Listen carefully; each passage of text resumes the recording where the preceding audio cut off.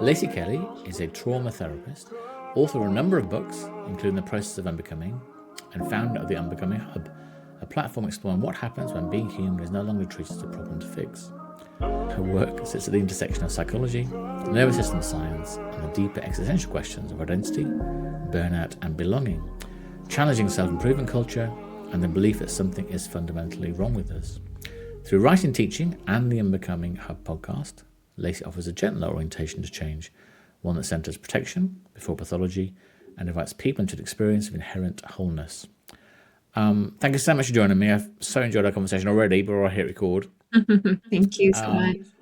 I just wanted to start by taking you back a little bit and understand perhaps what life was like for you in your formative years. What was the 15-year-old Lacey like?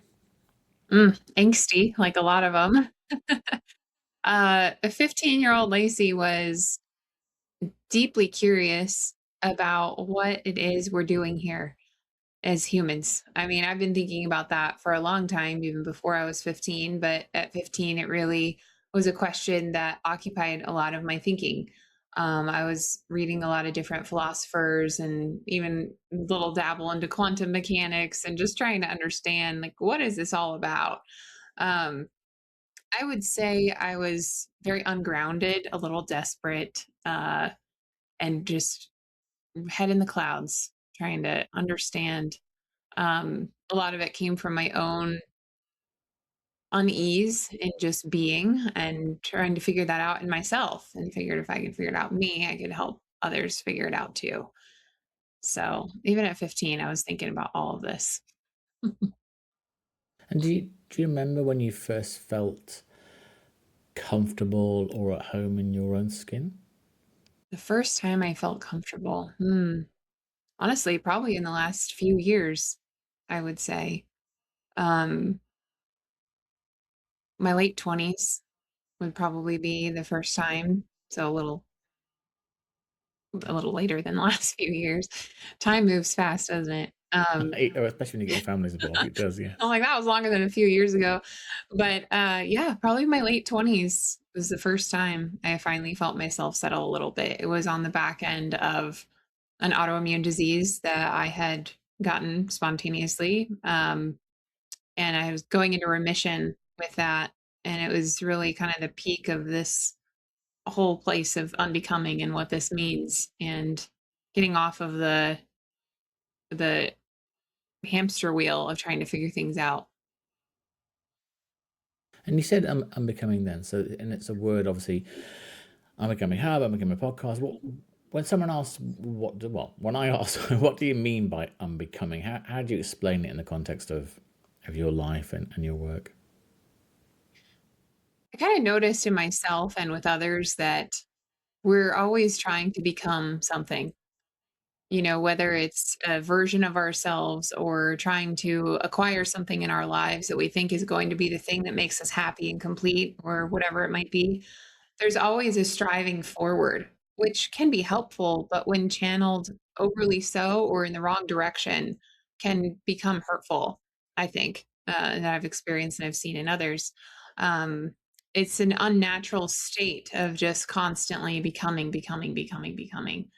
And unbecoming really is the invitation to put that down and settle into what's already present, both in ourselves and in our lives. So for me, the process of unbecoming is a process, as in it never really ends. And it includes the tendency to become again, because we will. We're human. We're not designed to be in one state all of the time. But it recognizes the home base as this state of um of ease, of settled, of grounded and present. I think perhaps I've bought in at certain times to the notion that I need to be fixed. And if I go Mm. to the library or go to a bookstore, there's a whole shelves and shelves and shelves of self-help or books, and a lot of them are called things like "fix yourself." You can be fixed, and all Yeah. those sort of things. Hopefully I've gone through that and I'm past that a little bit now. But well, why do you think it is that we rather than recognizing how amazing it is that we even exist and the things that we do are so wonderful, and like you were talking before about how we live in a state of awe, or perhaps could do more of that, why do you think rather than that we do have this view that we should a terrible word, but be better, be a better version of ourselves, strive for more, we should look for somebody that can fix us? Why do you think that is where society sits? Great That's question. a big question. So Yeah, sorry. no, I've thought a lot about it. Um, is I think we've designed a world, in our Western world, especially just modern civilization, that's a little bit counter to what we're designed for in our biology. We're dominantly a connective, sharing social species. And we have created a society that, when all of its beauty and amazingness, is also very isolated and very challenging to tap into a sense of belonging. Um, there's no cohesive identity. There's no gatherings, places of gatherings. The third spaces, as we've called them, are way on the decline. And so culturally, we're a bit desolate. There's so much hub and so much happening in cities all over, which, 70% of the population lives in cities, but it also can feel so desolate at the same time. So I think a lot of people are feeling a little bit of a void or unease or just not right. And human tendency is to go into problem solving. And I think the easiest problem to solve is ourselves. Like, you can only control yourself. So you might as well figure out why you feel this way. And the cultural narrative kind of reflects it back to us that, yeah, it is probably something wrong with you. And if you just do XYZ, then maybe you'll feel better. And we just never really feel better because perhaps maybe the problem isn't entirely on our shoulders. So, in our effort, I think, to modernize, especially post industrial revolution, we've kind of just gotten smaller and smaller and smaller in our groups. And I think it's done us a disservice. And that also, I could go into a whole thing about the single family home in that as well. This really starts in childhood, that leaves us vulnerable to already thinking negatively about ourselves. And then we're thrust into a culture that reinforces it. So I think it's a complicated issue. It is, and you've said some things I completely agree with, and I, on one hand, when I sort of sit back and think about it, I think, well, we have the ability to be able to connect with people. You're in Arizona, I'm in London, we're talking, I can see you, I can hear you. Wow, how amazing. We can connect with anybody we want to see, we can talk to anybody in the world, sort of thing.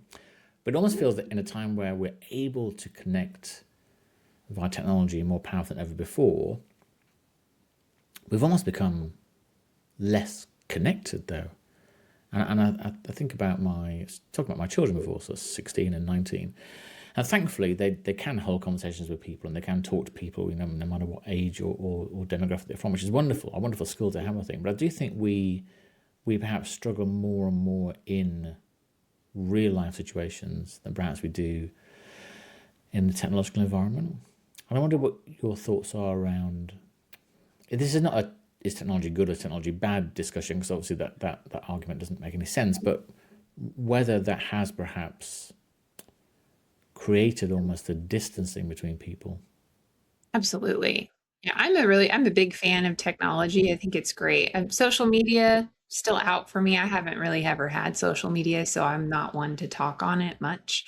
Um, but the ability to connect with anyone anytime is powerful, but we have to look at what kind of connection are we having and what does it really do for our nervous systems, for our bodies, for the way that we're designed to connect. And, we connect best face to face. And so even though, we have this amazing conversation going on right now, how cool we can connect from different parts of the world and talk about this, it would be so different if you were sitting in my living room, and we could make proper eye contact and get the right kind of feedback from our bodies as we're having this conversation would totally light up different parts of our brain. We'd leave feeling very different. And it's not that one's better or worse, but just what fits for us a little bit more in our what we're designed to feel. And sometimes when something's so accessible, we can almost take it for granted too. So the connection that we're experiencing, it's I don't want to say it's cheapened, in some ways, but a little bit because it's asynchronous. A lot of the connection we have is asynchronous. Our video call is live right now, but otherwise, a lot of us are communicating on social media or via email or text message, and it's just not the same. So it doesn't satisfy that urge we feel to connect with other humans. And we can almost use it as a way to gaslight ourselves, like, well, I'm feeling lonely, so I'll send this person a text, and it's like, it doesn't satisfy the feeling, even if that person responds. But we tell ourselves it should. It's like, oh, I reached out, I should be feeling better. And it's just not the same. Yeah, I heard about a study the other day. I was talking about Gen Zs and their approach, and I think the majority of Gen Zs would never ring somebody without texting them first to make sure it was okay to ring them. Yeah. It just, I mean, because obviously I'm much older than you, but I grew up in a time where we didn't have smartphones. We had our phone at home as a landline. We had no email, no internet, nothing like that at all. So the only way to get in touch with somebody is to call them. And you leave a message with a family member, and they call you back, and you play phone tag and all. But that was just what it was really. You'd make arrangements, and you stick to those arrangements. Whereas now, yeah, they say that now, what, ring somebody without messaging them first? Yeah. What? It really shocked me. But yeah, I talked to my kids, and they're like, "No, I never ring anybody." But somebody will, even when friends of my children come to the house, they want a message from outside to say we're here, rather than ring the doorbell. Yes, It's just exactly. it's just The so social weird. rules have totally changed. They It really have. feels like it has. It's so And then distant. it does, yeah. And I think, and one thing that concerns me and confuses me, and I'm completely obsessed by it at the moment, is our relationship, if that's the right word, with AI. So I'm actually doing a PhD on AI and ethics and the ethics of our relationships with AI. And one of the things I've been looking at lately is our interaction with AI girlfriends, AI boyfriends, AI companions, AI grief bots, all of those sort of things. And my initial thought was, oh, that's terrible. How can that possibly be a good thing? It's a bad thing. But then my opinion hasn't changed. I think, well, if people are very, very lonely and they don't have somebody to talk to, and they do know they're talking to a machine, is it necessarily inherently a worse relationship than perhaps if they're in a coercive relationship or terribly suffering from an abusive relationship, whatever? Is that AI relationship inherently bad? And I just wonder your thoughts on whether, I'm not really sure how to frame the question, whether AI as a assist to mitigating loneliness is acceptable, something we should look to manage, has ethical challenges behind it. I guess the answer is yes to all those. But yeah, I just wonder what your thoughts were on, because AI is getting better and better at creating a seeming relationship with us, even though obviously they're not conscious. I'm just wondering, yeah, where your head was on that. Yeah, I mean, I first of all, I think AI is programmed by people. And even though it's an active learning system, it learns the user as it goes. That's part of the programming, but it can't possibly program as there's no one programming it as you're learning it. It's designed to learn as it goes, right? Um, However, the way that these apps are presented is still to occupy our attention. And I have a little theory on it myself. It's pretty outlandish, I think. I'll share it anyway, if you're okay with that. How the apps like social media, Meta here in the US, Meta just lost a lawsuit, which was Yeah, so huge. Meta and YouTube both lost, yeah. Yeah, yeah. So, people are starting to wake up to see how addictive these platforms are and how they're intentionally designed to be addictive and occupy our attention as much as possible. And I think AI is kind of the next step to not just occupy our attention, but really kind of get into our mind in a completely different way. Because if you've ever used AI for any length of time, I mean, it truly just starts to feel like your own brain can't be trusted, or you doubt your own sense of reasoning or your own sense of logic. I mean, it can really send someone into a high self-doubt state where they become so dependent on AI to think for them. And on a population level, that's pretty scary if a lot of people are walking around feeling like they can't trust their own mind, and their self-esteem has been compromised to such a degree that they're relying on AI to think for them. Whether or not that's by design, I don't know, but I wouldn't be surprised. So, as far as the relationship piece goes that you're talking about and the loneliness, um, I think where we as humans, again, we're trying to problem solve and we go to AI to do that. Now, AI is filling this space that we would otherwise have that could urge us to go out and actually talk to people. So, the relationship itself, I would say, is damaging for the reasons I just described, that it causes self doubt in a person, that can really compromise their insides. Um, and because the technology can't actually reciprocate, it can only learn the user, it ultimately is empty. And it fills the space that someone would normally, that would urge them to go out. So, you know, I don't think it's a good paradigm. I think loneliness is better to feel because that will eventually urge someone to reach out to a human. Yeah. No, I don't think that's outlandish at all. There was a relatively recent case here in the UK where somebody was had a dialogue with a replica sort of chatbot, and he told the chatbot he was planning to assassinate the Queen, as it was at the time, and because by default most AIs are programmed to please their user, the AI, Mhm. rather than reading the words kill, assassinate, royal family, no, shut that down straight away. It was sort of, no, you can do this. Yeah, no, I encourage you. Yeah, no, it's definitely the right thing to do. Yeah, you're absolutely right.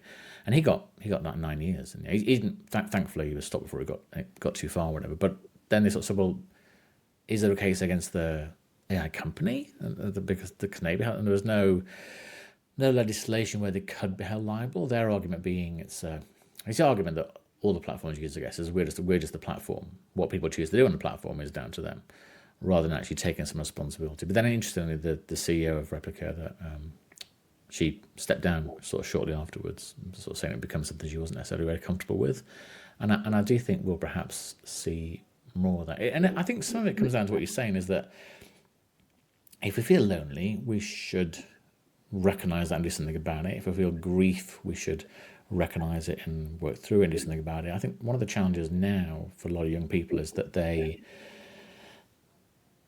are so used to immediate solutions. If if I take my kids in the car somewhere and it's like a 2 hour journey, they're like, well, I mean, make sure the iPad's charged, the phone's charged. It's only 2 hours. Walk around with talk or listen to music, but it's 2 hours doing nothing.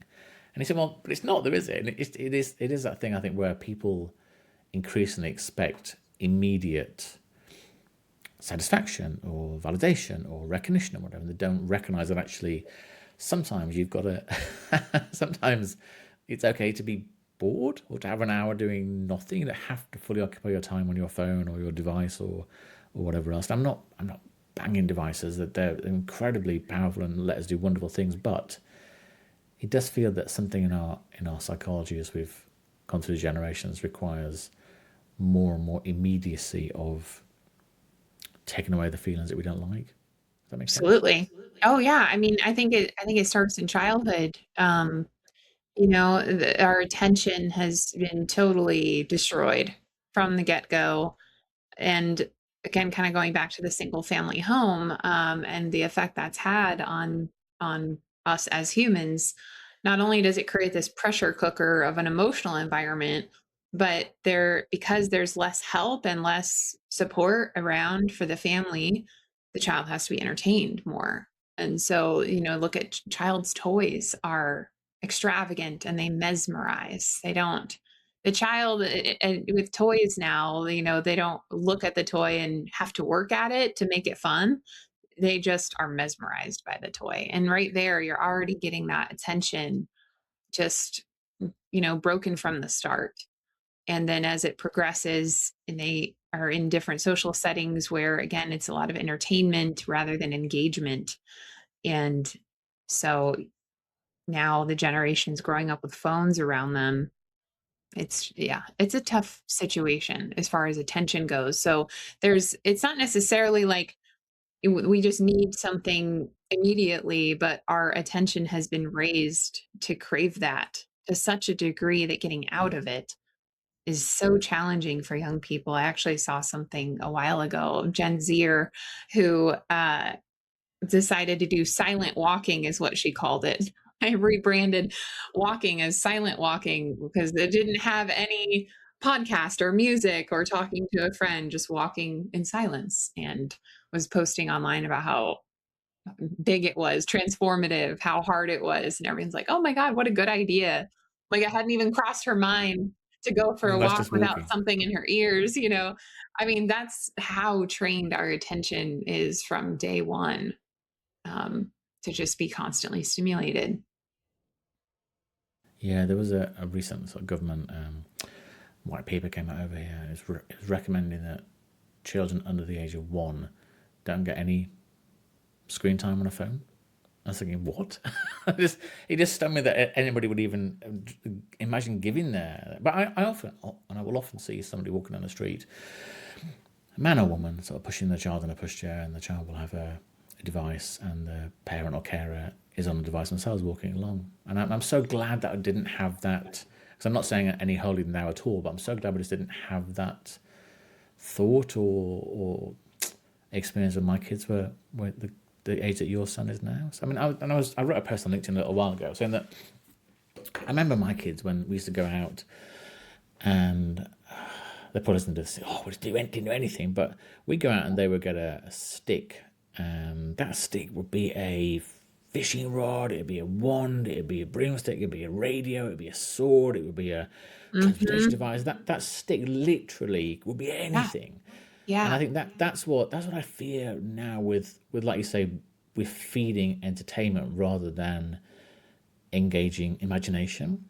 Yep. Because I used to love reading, and I still do now, but I loved reading as a kid. I could go open a book and I'd literally be in the place, be in the plains of America, I'd be in space, I'd be underwater. I just love that, and I do fear that if almost we're giving our young people so much color around everything we offer them, and not saying, look, it sounds like my poor kids. Here's a stick, go and play. But it wasn't like that. They would literally, They this stick find would it. be, and then they bring the stick home with them. And our garden when they were younger, man, gosh, we had so many sticks. I remember my wife going to the airport, going through the X-ray machine, in a bag on a business trip. Her bag was full of. They said, "Why have you got like 6 or 7 rocks in your bag?" Oh God, the kids picked them up and they were their toys and they were their friends. And okay, and she got through fine. But you think, yeah, sticks and stones were literally drives of imagination. It just feels weird that we've, yeah, gone the other way and taken imagination away a little bit.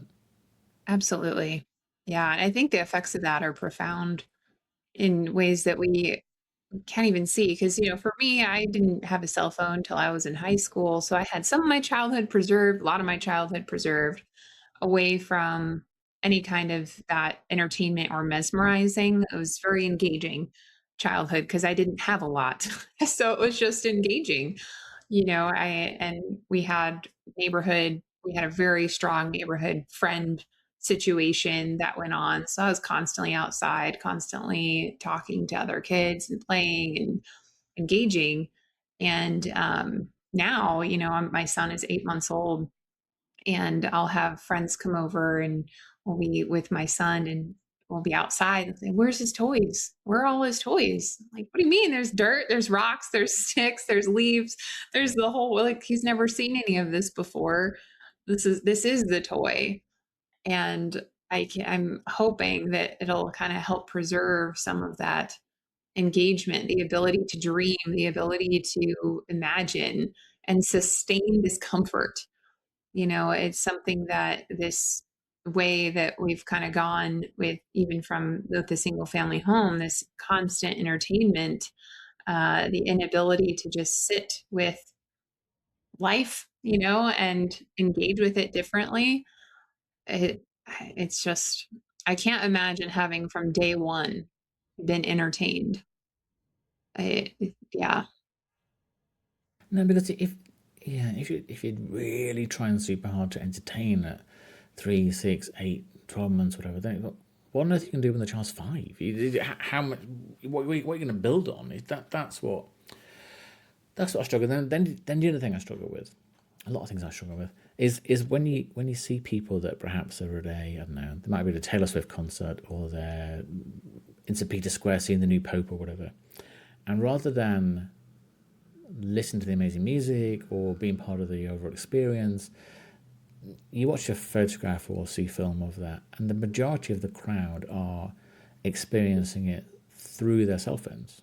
Their cell phones are held in front of them, Yes. and then Mhm. what are you doing? You paid $500 for this ticket. You paid $500 for a hotel fee. You've paid Right. $500 to fly there, whatever, and you just watch it on your phone. You might be recording it, but believe me, somebody else has recorded that far better than you, and you're never going to watch it back again. So Yeah. just almost that it almost sounds too trite, really, but almost that allowing yourself to be in the moment. So whether that's silent walking or watching Taylor Swift or whatever it is, but actually being in the moment, feeling present, and it's experiencing what it feels like rather than Yeah. narrowing it down to this small screen in front of you. Yeah. I think it takes away from our sensory experience. Our senses are taking in everything all of the time, but are we noticing? Are we connected to that? Are we paying attention to what our senses are taking in? And when we're looking at something through our screen, we're focused in on the little screen and getting the angle right and all this, that we're not paying attention to what our senses are experiencing. And I think it can even, I don't know this for sure, but it just seems to make sense. And definitely in my own experience, you just don't remember things the same way. When I can remember my early 20s, my teens, before I was, a little more attached to my phone, and then I would go have an experience, I'd leave my phone in the car, or I just, wouldn't think about it.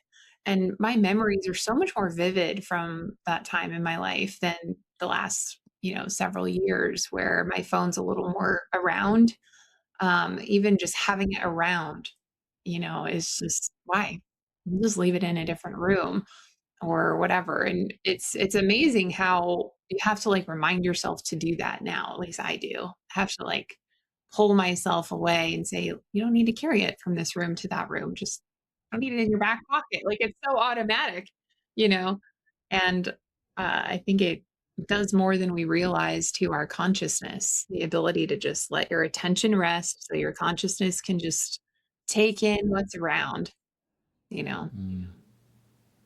It does feel, and you mentioned a little bit before, it does feel a little bit like, gosh, 60, 70 years ago, we used to get doctors would advertise cigarettes. And doctors would say, for clean, healthy lungs, smoke Lucky Strike. They're the best ones. And with, at the time, no knowledge of what the illnesses they cause, etc. And now, obviously, it's rare to see somebody smoke than not smoke, thankfully. But you do wonder whether in time we'll see similar warnings or similar fears realised about social media, smartphones. But, oh gosh, we never realised that it was affecting us in such a way. It does feel to me, at least, maybe it's been too negative, it does feel that in a few years' time we're going to think, oh my God, I can't believe we gave smartphones to 13-year-olds. It does feel that we're going to look back and perhaps rue some of the decisions we've almost not even made, just gone along with. Mhm. Yeah, I agree that going along with, like, the things we normalize that we're not really pausing to slow down and think about what exactly we are normalizing and the effects it may have. Absolutely. Yeah. Just going back to the notion we talked before about humans believing they need to be fixed, and there's something that we need to do internally to fix ourselves. Really, how does that belief impair or challenge our ability to form intimate relationships with others? Because if we believe there's something wrong with us, if that's the right way to put it, then surely that will make it harder to accept or fully embrace an intimate relationship with a friend or a lover or a husband or a wife, whatever. It's commonly one of the reasons people come to therapy is because they're struggling with their relationships. And, I work a lot with relationships. All my training and specialized training is in attachment and relational issues. So, a lot of people come to me for relationship distress. And that's primary. One of the reasons is I feel like there's something wrong with me. Why can't I keep these relationships? Or why am I in the same relationship pattern? Or why can't I keep a relationship or find one? And so there's usually a lot of deep beliefs in the clients I work with that there's something wrong with them. And it absolutely impedes their ability to go out and meet people, talk to people, and certainly feel like that connection is possible. And unfortunately, the solution self-help has offered is that, well, you need to work on yourself first, and you need to fix yourself first, and then you can go find a relationship, which just reinforces to the person that they're the problem. And of course, we all carry our histories into our relationships. Nobody's perfect. It for me at least, it feels like the message that's being sent is that there's some pinnacle person that you can become that is ready for relationships. Like, you have to have the right kind of boundaries. You have to know what your needs are and how to ask for them. You have to be good at communication. You have to have emotional regulation. You need to not react or ever, go over the top. It's just there's so many rules, it feels like, around being a person with another person. I don't know how anyone could feel like they are okay with this societal messaging going on. And I work with people and I understand their histories, and you know, I a lot of clients I work with, they hold these beliefs, but they're self-reinforcing. And when we actually break things down, it's like, I'm not hearing anything that you're objectively doing that would push somebody away. But they're so worried that they're doing it, it's almost like a self-fulfilling aspect. Yeah. Where do you think spirituality or a belief in superior power, being, whatever, a belief that there's more to life than just this life, where do you think that sits in our relationship with ourselves? I think it's huge and it's such a loss in our culture today. Um, the sense of inherent wholeness that I talk about in my work in the book, The Process of Unbecoming, that I firmly believe that every human being is born whole and complete and worthy and with dignity. Like, that is absolutely true in my book. And I think a lot of people hold that belief that every human being is born with inherent worth and dignity. And of course, everyone thinks they're the exception to that rule. They're all walking around feeling like we're not worthy, and somehow we missed the boat on that one. But this wholeness and completeness, I think, is inherent and most easily accessed and most easily felt in experiences that are outside of human connection. The big experiences, the connection that feels bigger or reminds someone that they are not the center of the world, that we're connecting with something bigger than ourselves. I think it is easiest to feel that in that place of connection, whether it's through nature or through God or through whatever God you connect with. I think it's huge. It's such a missing piece of our culture as well. And the thing is, humans were born with everything we need to navigate life. Like, we just have everything that we need already. Humans were incredible species. And we have an instinct to worship and to seek meaning and to ponder something bigger than our own existence. And because it's an instinct, if we're not following that consciously and filling that spot, if we're not putting something or someone in that seat, it'll just get filled with something else. And I think that's something that we see, worship of the self, or very self-focused society. Um, Politics, in the US are definitely filling that seat. Even self-help culture or wellness culture can fill that seat, that it can be very dogmatic. So I think it's worth it for people to contemplate what they want to fill that seat. Otherwise, it will just something will just will. And I wonder why we've moved away perhaps from, and I know the two things are different, but religion, spirituality in the last sort of 30, 40 years, I guess. I mean, if you look back, not that long ago, you know, more than half of people in the UK would say that they had a belief. More than 25% would go to church regularly. And those numbers are so much more diminished now. And do you think that's just because there is so much more, to use your word from before, almost so much more entertainment now that we don't feel that that's an important part of our lives? I agree with you. It does feel like a huge miss that we've Hmm.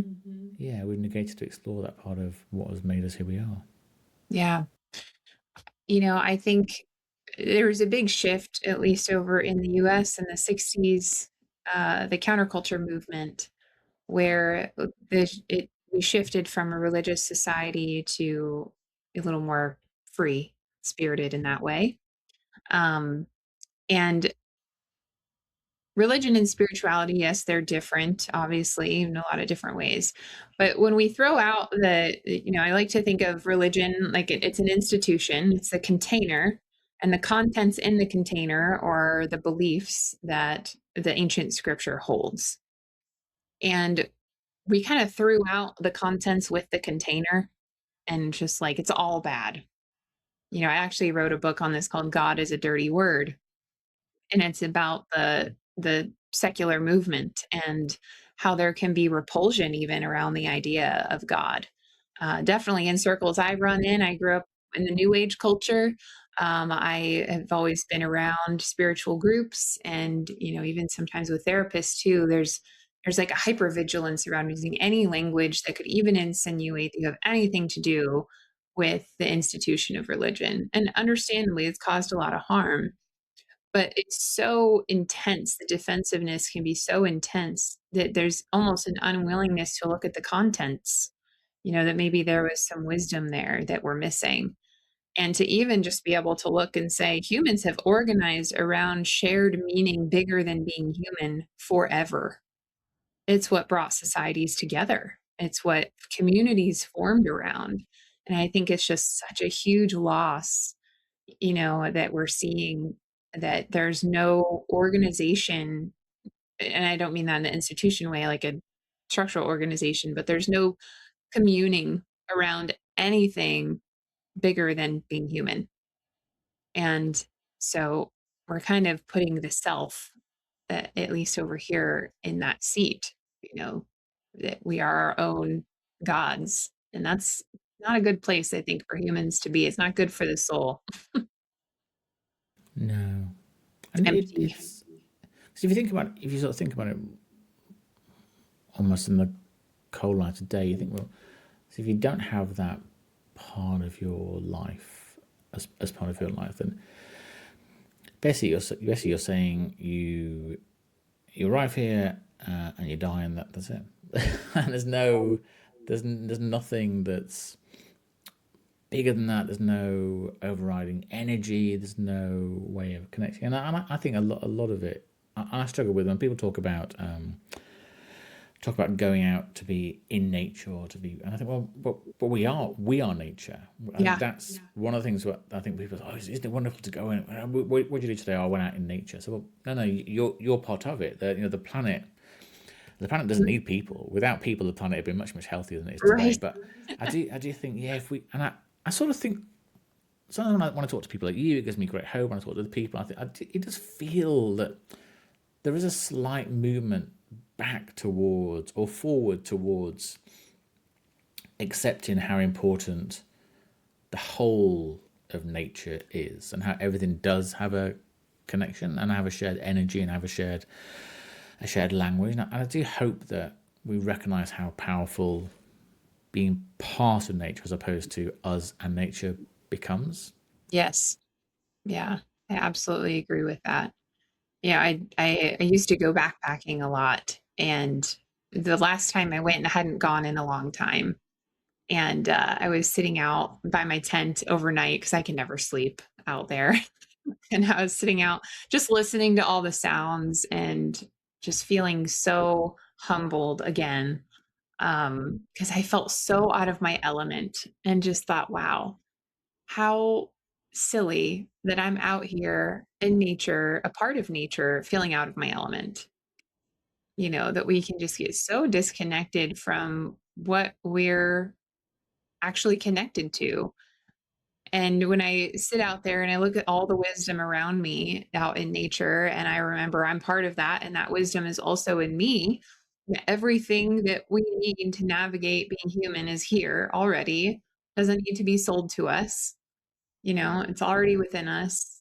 And I remember that. It's like, oh, yeah, okay, we can do this. you know, we can get through. And so I agree. I think there's a bit of a shift happening culturally. Um, I think because we're human and we crave all of this connection and heart centered feeling, to feel connected at a deeper level than just a day to day interaction. We can only go this way for so long before it's just we kind of revolt against it. It does really feel like that because you sort of look at what's happening today in lots of part of the world and you sort of think, well, but what is the end goal? I don't when are Exactly. you going to get to a place where you say, so enough domination, enough land, enough money, enough. And you think, well, but it's never going to be something. You're always going to want more. We do have this culture of Exactly. more, and I Exactly. do. Yeah, but I do find if I go out and like you, my wife's well, not like you. So about hiking, my wife's from Australia. Whenever we go to Australia, we tend to go camping there. She can do a lot of wild camping there, and don't need to get landowners' permission and stuff. Just go and camp, find a river and a stream, and do whatever. And it is amazing after a couple of nights out. You do really, really, again, feel part of nature again. There's no phone signals and nobody having a phone with you. It's just the amazing water, which I love water. I'm just fascinated by water and how it flows. And you look at the sky at night, the stars are so much brighter. That Mhm. it doesn't take very long to feel part of it again. And you think, Yep. well, this is probably what it was about, Yep. not yeah, not having a newer car or a better phone or whatever else. Right. Just Exactly. Yeah. yeah, yeah, Yeah. I feel a lot like on that third night, the third night of backpacking, it just gets magical. It's like, oh yeah. And you feel so human. you do. And that's what our ancestry going back, thousands of years, has all been about. Really, it's been about connecting with people, coming together, and having that communion with one another. Communion in the sense of talking and communing and just connecting and all those things. Which yeah, I do hope that my children, certainly your son, see that come back in their lifetimes to a different distinction.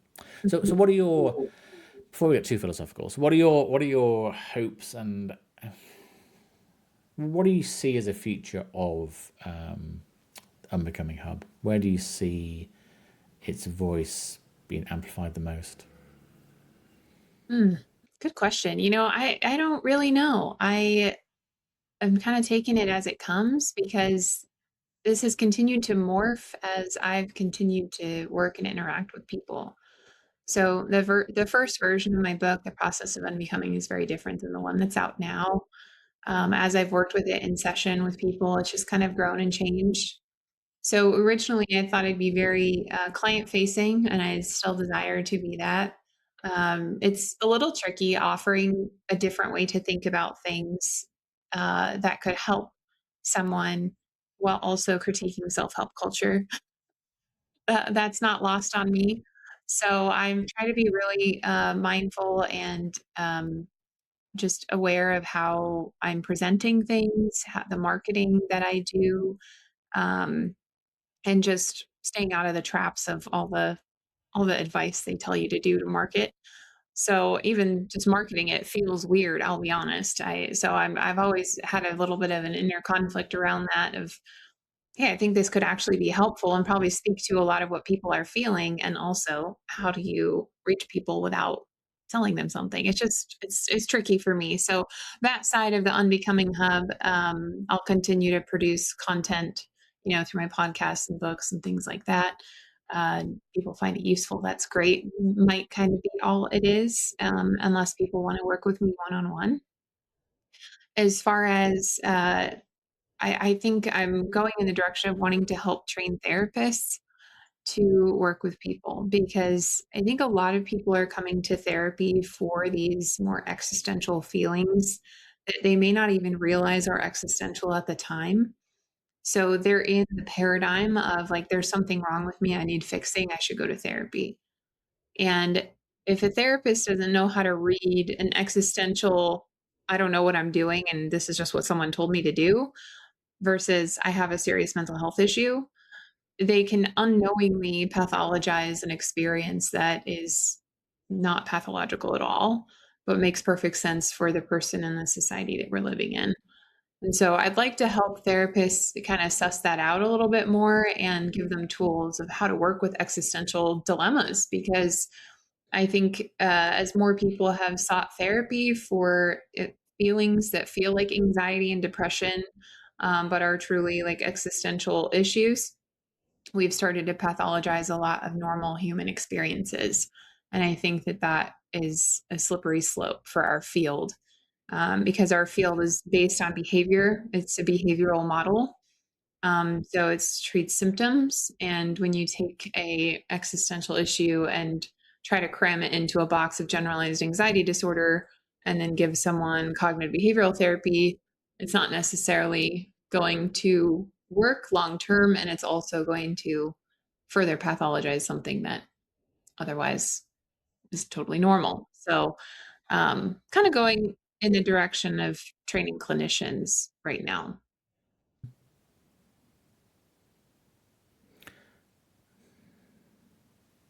So I'm just trying to decide whether to share something or not. But no, I will. It's just only you and I, isn't it? So I was on antidepressants for, it's going to sound ridiculous now, over 30 years. And I came off them last August. And I would recommend anybody coming off them seek medical attention. Don't try and come off them by yourself, because it's terrible. It feels almost worse than coming off heroin. It's really, really hard. But yeah, just seek medical advice. And I had therapy and CBT and lots of things. And I always felt, certainly with most therapy that I went to, that it very much was about fixing me from the neck up. So this bit. Yep. And I always leave thinking, but my feelings, emotions, always for me is always in my gut, in my stomach. I always feel the shape of the mass, and I could sort of almost name it in a way. But I always felt that sort of whole somatic side of things, that whole recognition that, yeah, that actually I was enough, and it's not about being fixed, it's about accepting that perhaps. And yeah, maybe if I met you 30 years ago, things would have been different. But it just, I mean, in the UK as well, if you say you have a therapist, it's still pretty odd, really. People have doctor and dentist, but therapist, what? It's yeah. So I think there is still it's still a relatively traditional form over here, where it's like, right, talk about your dad, talk about your upbringing, talk about your memories, all that sort of stuff, and then, try and tie everything back to something that happened when you were sort of 6 or 7, and rather than sort of, yeah, almost. I almost felt that what I needed was somebody to help me recognize that it's okay to have some of those feelings of sadness or happiness or ecstasy or depression or upset or anxiety or grief, whatever, that they're human feelings, and our bodies and our minds and our system has been designed well enough to be able to cope with them. And I think antidepressants are, I'm sure that they're wonderful for some people, I'm sure they were good for me at certain times, but it very much just tries to keep everything like this, just Yeah. flat. And Yeah. that's Hmm. so when I came off them, I found myself crying at a TV program or or whatever. Or even when you were talking before about your son, I was feeling my emotions, remembering my children at that age. Yeah. Before last, I would never have had that feeling before coming off the antidepressants. So Yeah. I do. Yeah, it's brought it all back talking to you. You really having that sense that actually,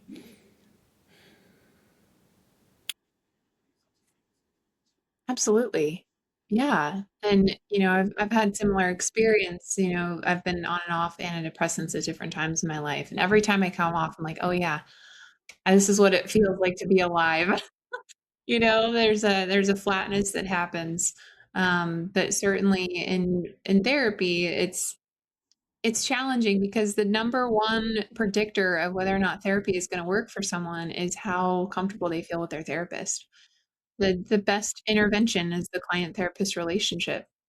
And I think there's just so much wisdom in that, is it the fact that it's a client-therapist relationship or the fact that someone can finally share with another human what's going on for them, and we change the best through relationship. We are, again, social, shared, collective species. We need other people, and we're raised in a way that tells us certain things, shouldn't be talked about, or we internalize, and we just feel like we can't share for whatever reasons. We go to therapy, but then therapy pathologizes the issues and tries to fit it into a certain box and make it behavioral when there's often so much more going on, you know? So thank you for sharing that. I think it's a really powerful way to illustrate what we're talking about here. Yeah, I think like lots of people have sort of Googled a therapist, found the one nearest to me, and that's what I went to. And no discredit to her, but I do think maybe therapists should say, look, this is just one type of therapy. There are lots of other ways out there. I might not be the right person for you. Rather than, yep, I think we'll need sort of 12 sessions. Right? Come once a week, and here's $100 a session, and then maybe we'll need a few more after that. So it might well be that you might land on the first person perfectly, but you don't often marry the first person you kiss. So it's sort of, it does Exactly. feel like Yeah. therapist. You might not this might not be quite on after this point. So all they can do is share their training, what they've been taught, and I guess really. Yeah. Yeah. Which the actual training of therapy is, again, so much behavioral. It's just, yeah. So I think that's kind of the direction I'd like to take the Unbecoming Hub, just equip therapists a little more for human issues, you know. And I don't even when I look at the DSM, I'm like, I don't even know what isn't a human issue. Like I could easily go through every diagnosis in the DSM, and we could probably, if someone's exhibiting those symptoms, it probably makes sense in the context of their life that they're exhibiting those symptoms. And that would totally change treatment if we looked at it that way. Do you ever find yourself slipping into performance or proving? Do you ever find yourself sometimes not being what you believe? That makes sense. Absolutely. Yeah. I mean, it's part of Oh, it. I was hoping You you're going to say no, no, I'm perfect. That's why I want one person to say no, I'm a super no, and never ever slip back, never have to think about it. But okay. It's part of it in the process of unbecoming. In the process of unbecoming, there's a phase called returning, which is you're going to slip. And it's not even a slip, it's just natural. We're designed to expand and contract and move forward and backward and go up and down. We're not designed to just stay in one place. And so for me, it's changing the relationship to that. So when I find myself in another striving mode, for me, I can move pretty fast and get lost in things. And I have to slow down, take a breath, like, okay, remember who you are. I just interpret that as another aspect of being human. This is just what we do. And it allows for so much more grace that I can then just reroute. And the second I realize it, I'm back. And so I think for a lot of people, when we can interpret moments like that as like a regression or falling back into something, then the shame kicks on and the self-criticism and the doubt and the I'm can't be helped. And then we're spiraling. And it's so much of it's just about how we're relating to the experience, how we're interpreting it in our own mind, the meaning we're making of it. So that's kind of more where I put the emphasis in the process of unbecoming in that phase. No, I like that. I always think of it a bit like, I don't know, if I'm on a diet or I think I have a slice of cake, rather than thinking, oh, I might have the whole cake now, that's it, forget it, I've blown the diet, rather than, okay, I have a slice of cake, don't have a slice of cake tomorrow. And it's Yeah. exactly as you say, rather than sort of letting it spiral, it's just recognizing it, Mhm. accepting it, holding on to it for a minute, and then letting it go again. Yeah. You've been super generous with your time, so I've got one more question, if that's okay. Yeah. So if someone's listening and they're tired perhaps of looking at the pile of self-help books and they're sort of nervous about all this desire to improve themselves, etc., but they're maybe scared about what it means to sort of stop trying to improve themselves, what I think it's a good word. What kind experiment or step in unbecoming could they try in a practical way? Mm. 'Cause they're in the self-help, but they're scared to stop. I would invite them to get curious about that fear, even just a simple, like, what is the thing I'm afraid would happen if I stop? Or what does it mean about me if I were to stop? Like, what meaning are they making of that? So just being curious first. And I always start with the premise, like, what premise are you operating from that's leading you into self-help in the first place? And is that premise actually true? And this goes to the first principle in the process of unbecoming. Wholeness is inherent. And that's just something I repeat over and over. And if someone believes that every human being is born whole and worthy and with dignity, it's worth questioning why they think they're the exception. That's where I would start. That's a great place to start. Wholeness is inherent. I'm gonna write that down on a post-it. I like that.